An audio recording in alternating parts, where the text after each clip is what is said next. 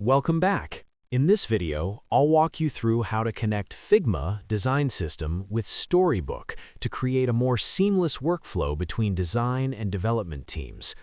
Let's start by heading to figma.com. Log into your account, and on the homepage, you'll see your projects, shared files, and design resources. To enhance your workflow, click on Community.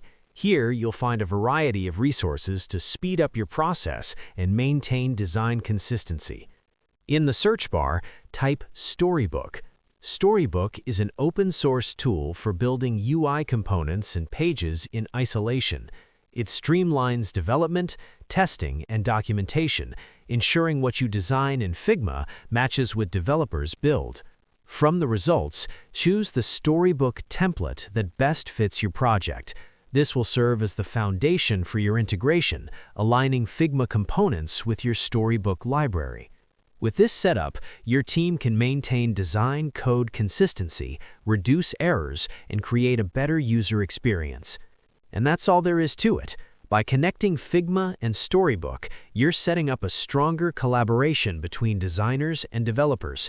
If you found this helpful, be sure to check out more tutorials to improve your workflow and productivity.